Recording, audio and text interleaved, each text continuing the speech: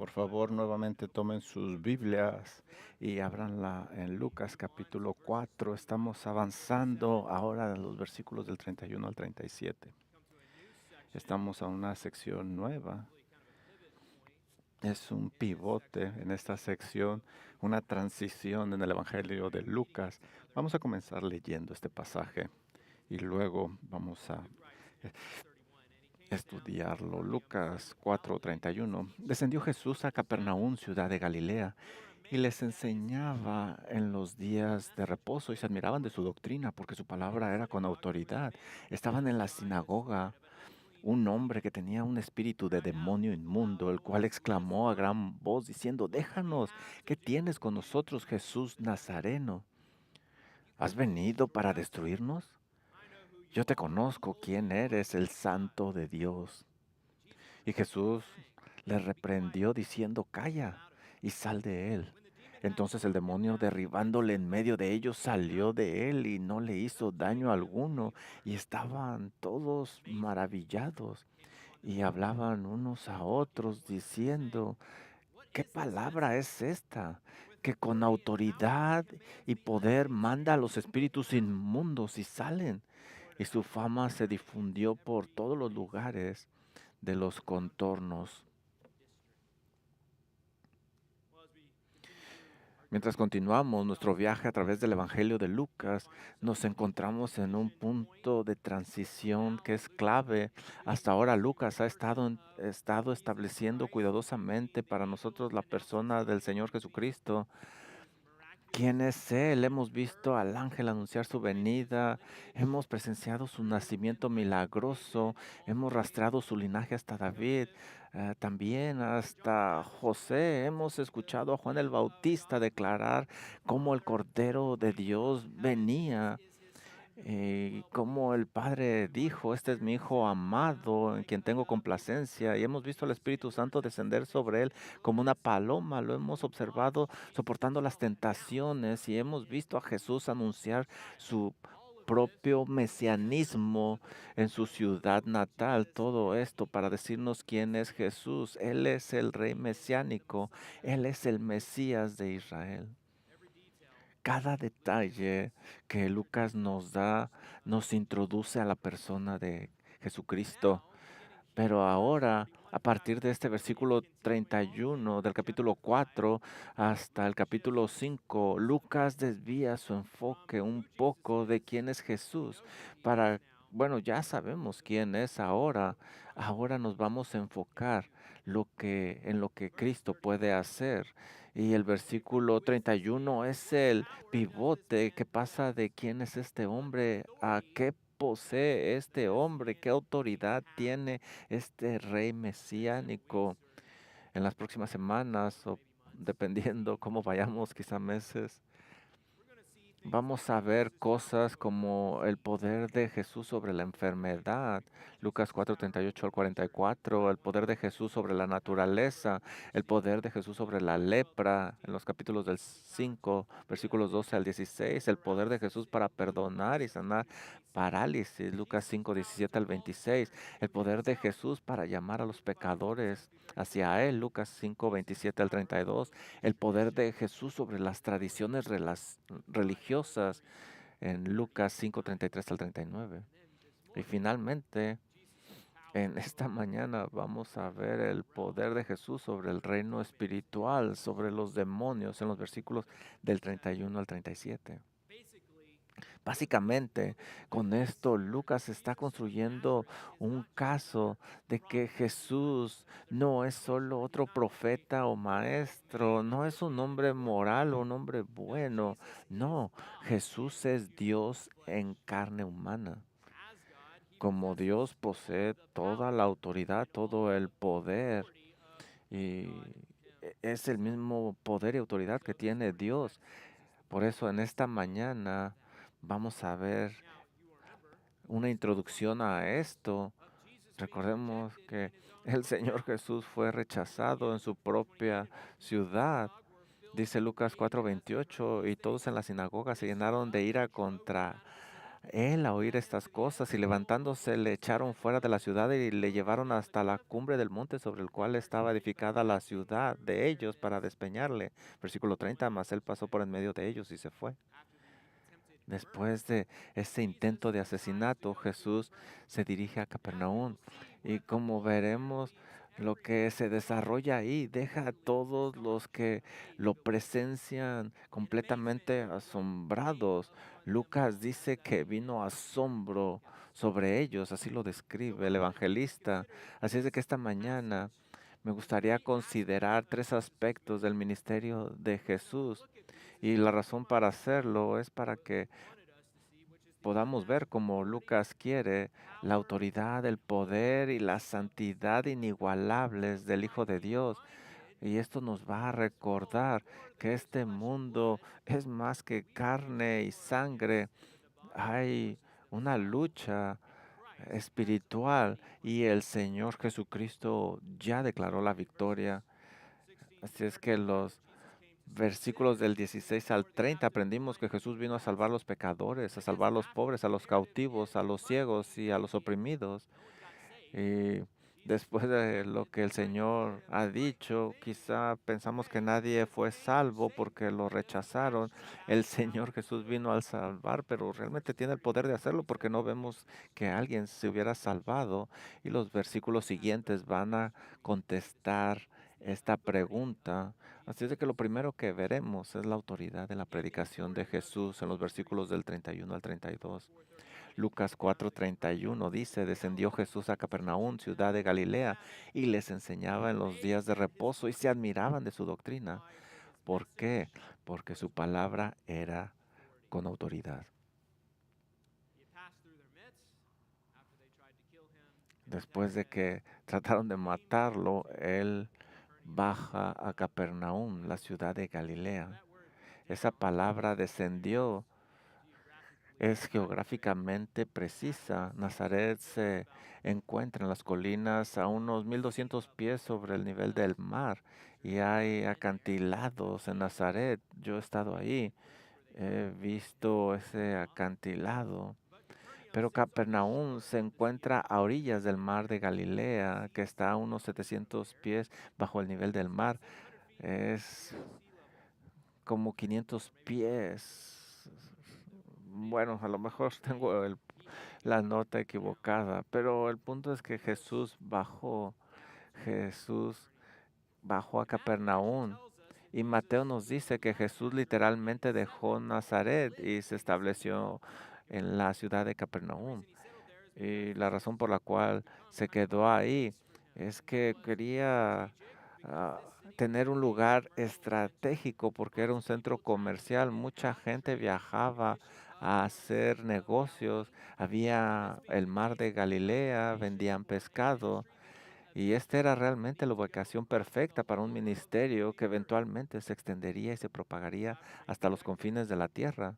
Así es que después de ser rechazado, Jesús viajó hasta Capernaum, bajó, y como era su costumbre, Lucas dice que era día de reposo y él comenzó a enseñar en la sinagoga. A donde iba Jesús, él enseñaba. Este es el punto del versículo de resumen de Lucas en los versículos del 14 al 15, que dice, y Jesús volvió en el poder del Espíritu a Galilea y se difundía su fama por toda la tierra alrededor y enseñaba en las sinagogas de ellos y era glorificado por todos. Él enseñaba la palabra de Dios en las sinagogas y era glorificado porque esta gente reconocía que cuando él hablaba era diferente a los demás porque hablaba con autoridad. Su enseñanza era central en el ministerio de Jesús y su lugar de elección para hacerlo, al menos en este punto de su ministerio, era la sinagoga. Esto es significativo porque nos muestra que a pesar de que Jesús había recibido oposición de los líderes religiosos, él sabía que iba a recibir esta oposición. Él decide seguir adelante cada sábado porque era su prioridad. Y por supuesto, Jesús hacía más que ir al grupo de oración. Él participaba, él realmente iba a adorar a su Padre y también servía a otros enseñando y les abría los ojos a otros enseñando, todos lo escuchaban y nota la reacción de las personas en el versículo 32 y ellos se admiraban de su doctrina. Esto significa que estaban en shock, estaban abrumados. Esta palabra es lo que significa golpeados por asombro. Y esta reacción, este asombro comienza cuando lo escuchaban, cuando lo veían. Hay varios ejemplos de esto. Lucas 5:26 acerca del paralítico y todos se asombraron y glorificaron a Dios. Todos se asombraron y glorificaron a Dios diciendo que habían visto cosas extraordinarias y llegó temor a ellos. Lucas 9:43, esta reacción es cuando liberó a un niño posesionado y todos se maravillaban de la grandeza de Dios, vieron esa conexión con Dios. Mateo 7:28, cuando terminó Jesús estas palabras al concluir el sermón del monte, la gente estaba admirada de su doctrina. Mateo 19:25, esta reacción viene después de que Jesús terminó de enseñar sobre la salvación y la riqueza. Él dice, oyendo esto, los discípulos se asombraron en gran manera. Mateo 22:33. Después de que Jesús corrigió la falsa enseñanza de los saduceos con respecto a la resurrección, leemos, y oyendo la multitud, estaban admirados de su doctrina. Estos son líderes religiosos. Escucharon que Jesús era el que tenía la autoridad, enseñaba con autoridad y se admiraron. Y finalmente, en Marcos tenemos uno más, Marcos 7:37. Ellos estaban maravillados diciendo, bien lo ha hecho todo. Hace a los sordos oír y a los mudos hablar. En otras palabras, mientras veían el ministerio, escuchaban el ministerio de Jesús, no encontraban algo que hiciera mal. Él lo hacía todo bien. Él sanaba donde quiera que iba Jesús, ya sea lo que decía o lo que hacía, el resultado era el mismo. Se asombraban, estaban asombrados. Y Lucas nos dice en Lucas 4:32 que la gente de la sinagoga en ese día estaban admirados de su doctrina, porque su mensaje lo reconocían, estaba lleno de autoridad, no era una cosa que sucedía aislada, no, esto sucedía cada que Jesús predicaba, cuando alguien lo escuchaba, por cierto. Y no simplemente pasó en aquella época, sigue sucediendo en estos días.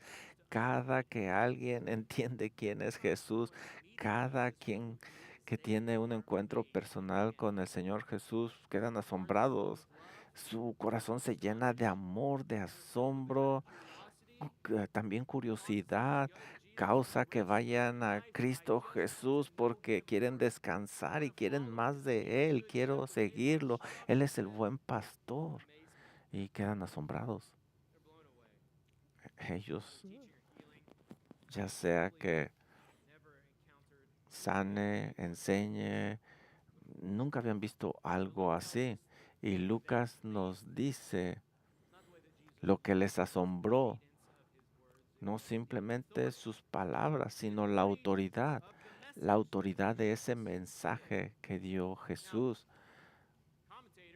Algunos comentarios que leí dicen que una de las razones por las cuales quedaban asombrados con esa autoridad es que no enseñaba como los rabinos de aquella época. Ellos hablaban de otros rabinos y la razón por la cual necesitaban a otros rabínicos en su conversación es porque necesitaban más apoyo.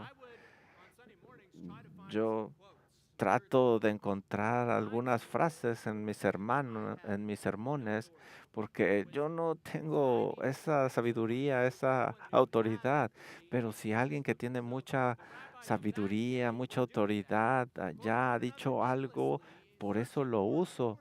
Pero aquí vemos que Jesús no se refería a nadie más, no nombraba a nadie más. Él hablaba con su autoridad y eso les asombró a ellos. Él no dijo de acuerdo a los rabíes, no, él dijo, verdad en verdad os digo. Y lo que él les dice a ellos es la interpretación correcta, adecuada de las escrituras y lo explicaba en la manera más clara posible. Este es un mensaje lleno de autoridad que demandaba una respuesta y ellos lo sabían. Jesús cuando enseñaba no sugería o daba posibilidades, no estaba presentando su interpretación como una posibilidad entre otras que se debían de considerar. No, él estaba presentando la interpretación, el mensaje a declarar que era la autoridad absoluta. Esto nos dice que la autoridad siempre va a descansar en la interpretación correcta de de las sagradas escrituras. Es difícil predicar con autoridad, con pasión, si tú no crees que tu interpretación de las escrituras es correcta, si tú no estás convencido que esto es lo que dice el Señor, no podrás. Pero si tú tienes la interpretación adecuada, si tú estudias lo suficientemente y estás seguro que es lo que dice Dios, esto que enseñas, predicas, tú estarías dispuesto a morir por esa verdad, porque es lo que dijo Dios. Y trabajar con las escrituras no es nada más para pastores y maestros. Todos deberíamos de trabajar con las escrituras. Padres, cuando enseñan a sus hijos, tú les enseñas con autoridad que viene de Dios porque ese es el mensaje. Déjame ayudarte con esto. Esta es una buena manera de vivir. Tienes que presentar la manera de vivir porque esto es lo que Dios dice y solo Dios tiene la autoridad para decirlo. Con esa convicción, Pablo escribió en Filipenses 1:6, estando persuadido de esto, que el que comenzó en vosotros la buena obra la perfeccionará hasta el día de Cristo Jesús. Yo estoy convencido. Él vio las escrituras y dice, estoy convencido, Romanos 8:28, y sabemos, es decir, estoy convencido que a los que aman a Dios todas las cosas les ayudan a bien, esto es a los que conforme a su propósito son llamados. He meditado, estudiado, estoy convencido de esta verdad, dice Pablo, Romanos 8:38, por lo cual estoy seguro. Seguro, que ni la muerte, ni la vida, ni ángeles, ni principados, ni potestades, ni lo presente, ni lo porvenir, ni lo alto, ni lo profundo, ni ninguna otra cosa. Pablo debería de haber dicho cualquier cosa o todo. Nada nos separará del amor de Dios que es en Cristo Jesús, Señor nuestro. Pablo está convencido. Él ya probó esta verdad, ha estado en dificultades, persecuciones, él está convencido de esta verdad, pero tú estás convencido. Ese convencimiento viene de trabajar en las Sagradas Escrituras, meditar en la Biblia, aplicar la palabra de Dios a esas circunstancias que vienen a tu vida, ver que la forma en que Dios hace las cosas es mejor que la tuya porque ya lo has llevado a la práctica y como Pablo, tú también puedes decir, estoy convencido de estas cosas. Y esta es la forma en que los cristianos deben de proclamar la palabra de Dios. Así es de que la autoridad no es acerca de pasión o el título o que el predicador sea carismático, no. Eh, la autoridad viene de una convicción de estar interpretando correctamente la palabra de Dios y esto es lo que Dios, el Señor Jesucristo hizo en perfección. Y de hecho Lucas nos muestra que Jesús tenía tanta autoridad, tanto poder, que cuando Él habló en ese día de la sinagoga, alguien más lo notó. Y este alguien más no sabían que estaba ahí. El Señor Jesús sabía que ahí estaba, pero nadie sabía que Alguien más estaba ahí. El demonio se dio cuenta y esto nos lleva al siguiente aspecto del ministerio de Jesús y es el propósito del ministerio de Jesús en los versículos del 33 al 34. Mira Lucas 4:33. Y estaba en la sinagoga mientras Jesús enseñaba un hombre que tenía un espíritu de demonio inmundo, el cual exclamó a gran voz diciendo, déjanos, ¿qué tienes con nosotros, Jesús Nazareno? ¿Has venido para destruirnos? Sé quién eres, el Santo de Dios. Ahora, este fue un gran sermón, un gran servicio, pero es un servicio que nunca van a olvidar. Cuando yo leo esto, me doy cuenta que nadie sabía que este hombre estaba poseído. Aquí está y probablemente a lo mejor los demonios así operan, así trabajan, se esconden dentro de una persona, no se revelan. Esta es su manera de trabajar, de operar. En las cartas del diablo a su sobrino, C.S. Lewis ilustra vívidamente esta realidad al imaginar a Escrupto instruyendo a Orugario sobre la sutil estrategia de aquello que se oculta. Y él escribe, me pregunto, ¿por qué me preguntas si es esencial mantener al paciente en la ignorancia de tu propia existencia? Esta pregunta, al menos por la fase actual de la lucha, ha sido respondida por el alto mando. Nuestra política por el momento es ocultarnos, ocultarnos, dice el demonio. Cuando nosotros vemos este pasaje, sabemos de dónde lo obtuvo C.S. Lewis. Y si tú vas al libro de Hechos, ahí había actividad demoníaca oculta, siempre detrás de escena. Y esto no significa que todos estaban poseídos. No, lo que significa es que la estrategia de los demonios es ocultarse en lugar de hacerse presentes. Y la pregunta es por qué este demonio elige revelarse ante Jesús. ¿Qué es lo que lo hace salir?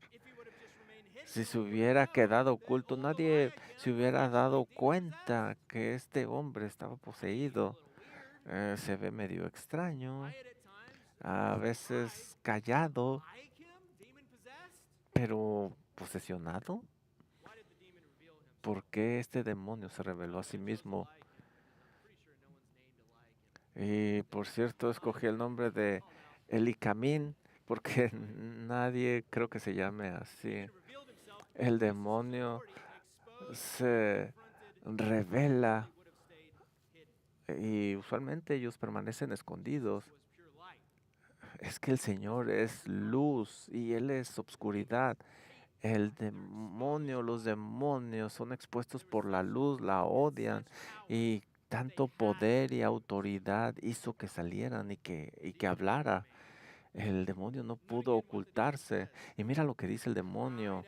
Exclamó a gran voz diciendo, déjanos. ¿Qué tienes con nosotros, Jesús Nazareno? Y la pregunta, otra pregunta más, ¿has venido para destruirnos? Déjanos, ¿qué tenemos que hacer contigo?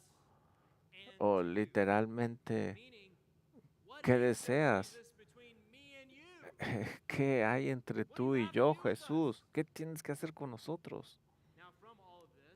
De todo esto, estás pensando, quizá este hombre estaba posicionado por diversos demonios, pero Lucas nos dice que era solo uno, versículo 33, había un hombre que tenía un espíritu de demonio inmundo, singular.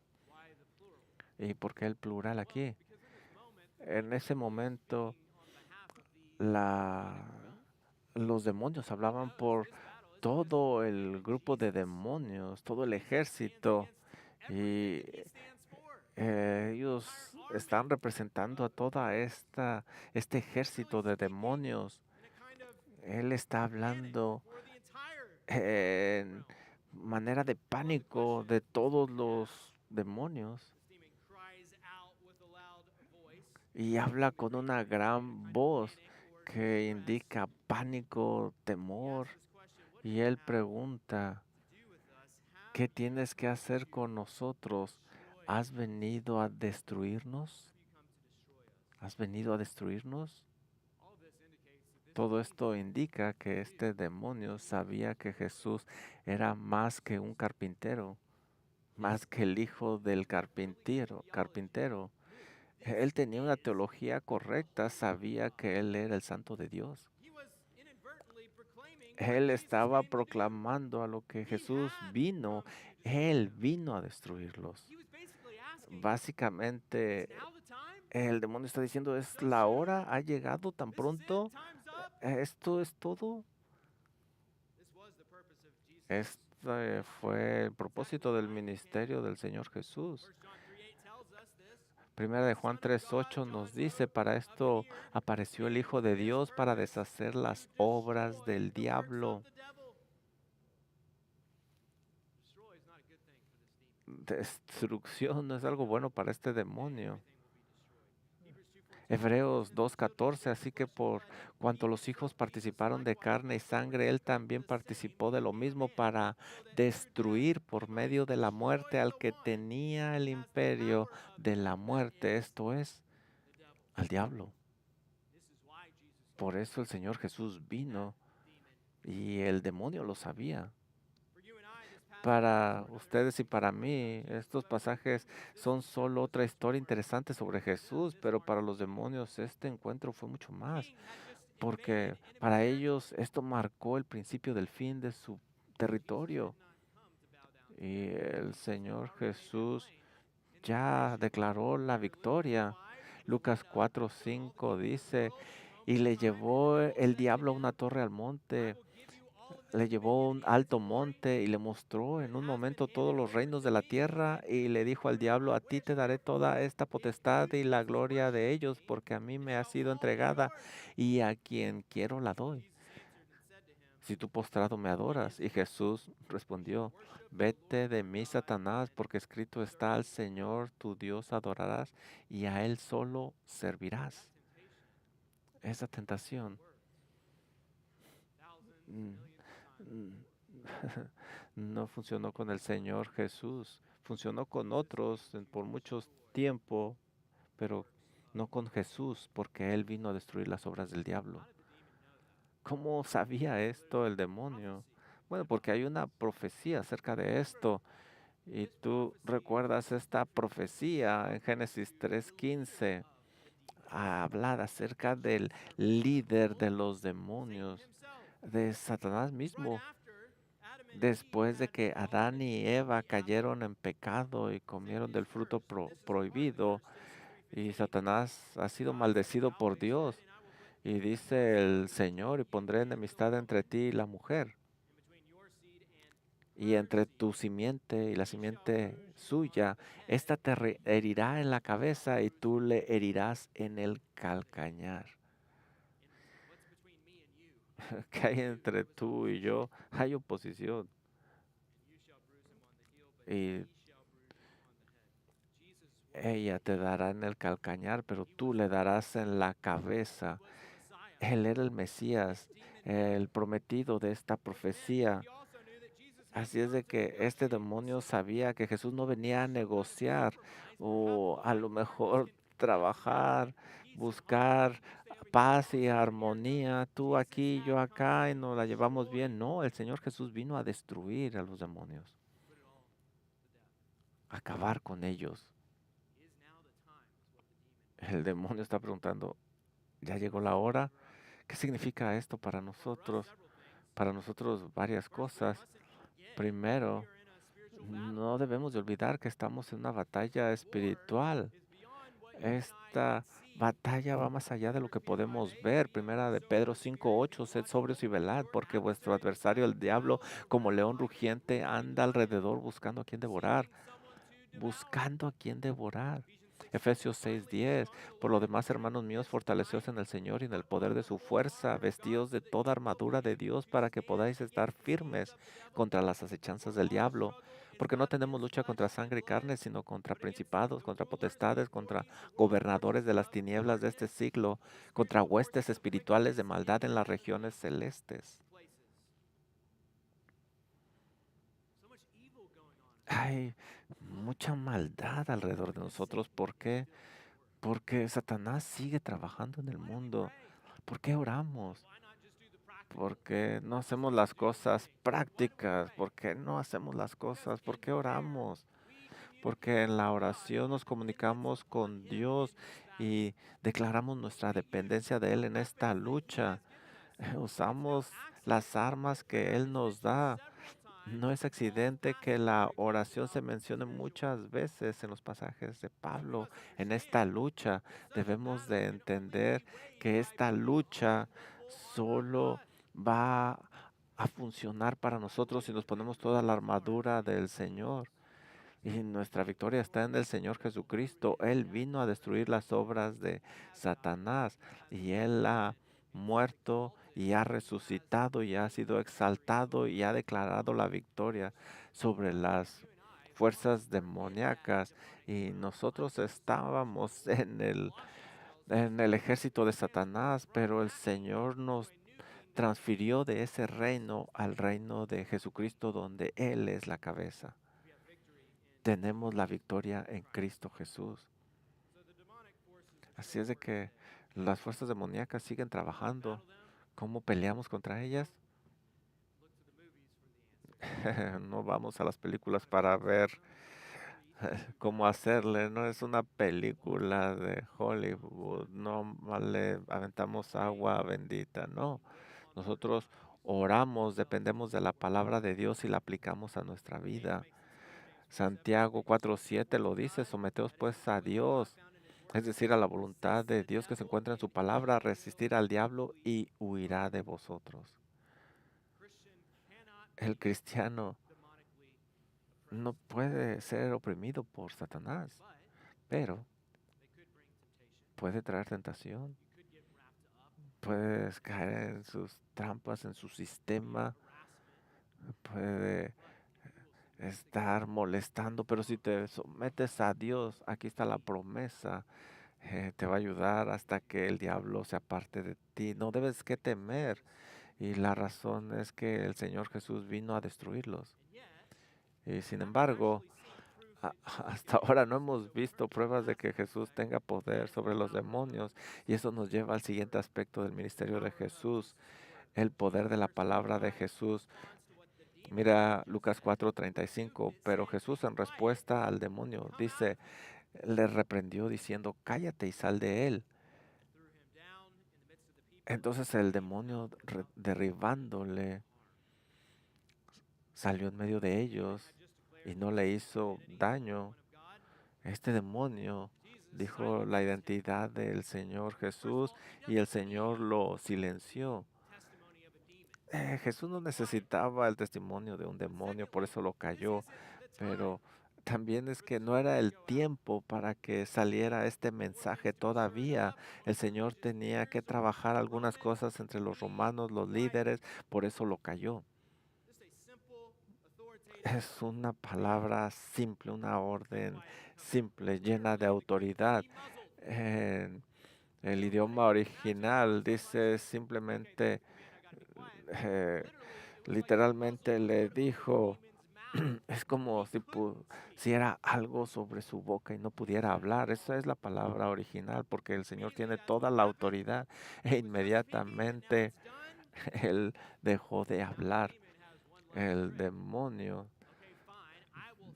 dice, ok, está bien, voy a guardar silencio, pero voy a tirar a este hombre para que se den cuenta que aquí estoy. El demonio no quería salir, pero no le hizo daño a este hombre. Y ni siquiera el Señor l- le dio el placer de que hiciera lo que quisiera. Lucas 4:35 dice que el demonio lo derribó, pero ni aún así le hizo daño porque estaba todo bajo el control de Jesús. Todo esto sucedió en medio de la gente. Esto lo nota Lucas y es lo que vemos nosotros en su mensaje.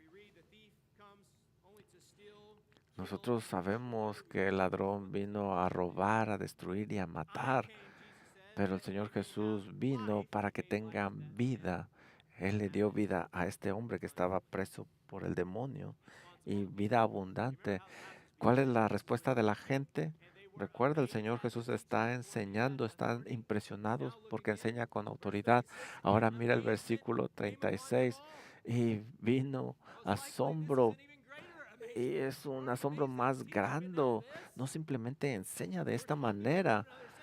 Ellos están diciendo, ¿qué clase de mensaje es este? Porque viene con autoridad y poder. E incluso los espíritus inmundos le obedecen. Esta es la segunda vez en el lapso de unos solos pocos versículos que Lucas ha registrado el asombro de la gente. Primero se asombraron de la enseñanza de Jesús. Y ahora se asombran de la autoridad y el poder de Jesús. Es importante notar que estas dos palabras, autoridad y poder, no son lo mismo. Autoridad es tener el derecho de dar una orden y poder, eso es tener la capacidad real de llevarlo a cabo. Nosotros, quizá algunos tienen autoridad, algunos tienen un poco de poder, pero el Señor tiene toda la autoridad y todo el poder sobre las cosas y la gente lo reconoció. Por eso dijeron de qué se trata este mensaje, que aún los espíritus inmundos le obedecen. Y finalmente Lucas termina diciendo este reporte. Y la noticia se difundió por todos los lugares de la región circunvencina. Y a lo mejor estás pensando, esto es increíble. Si yo viera algo así, yo creería. Si el Señor estuviera aquí e hiciera lo mismo y si un demonio saliera, yo creería.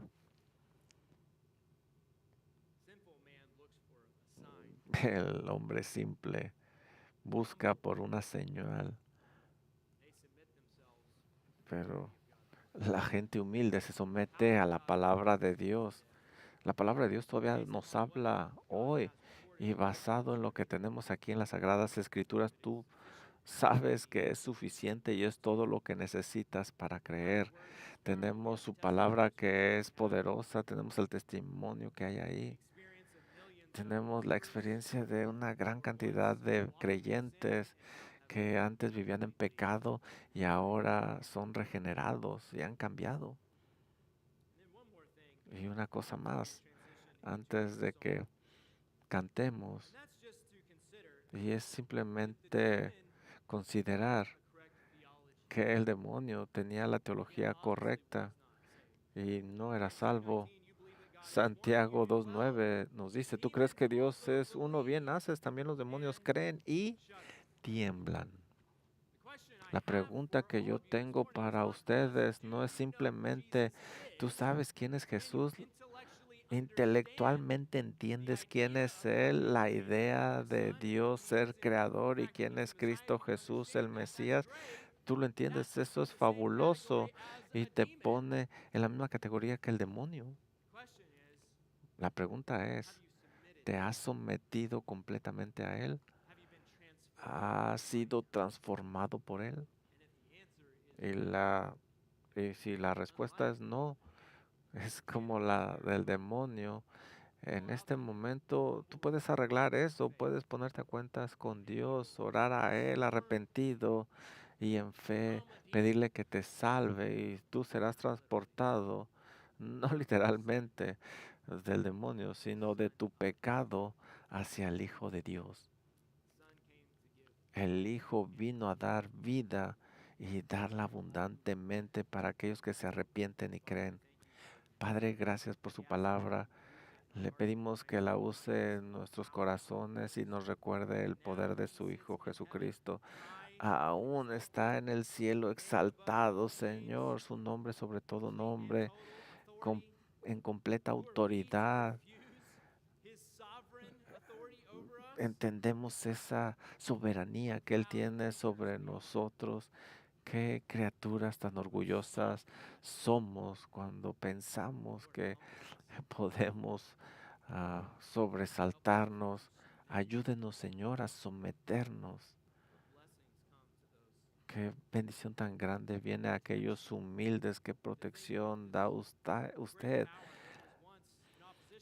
Es increíble que una vez que nosotros nos oponíamos, ahora ha tenido misericordia y nos protege por el resto de nuestras vidas. Gracias por habernos abierto los ojos y pedimos que se los abra a aquellos que no le conocen para que se den cuenta quién es usted y que su Hijo regresará. Y oramos en el nombre de Jesús. Amen. Well, Amén. would you please stand as we Por favor, respond to the word pónganse of de God pie and para worship responder God en the Lord? adoración a la palabra.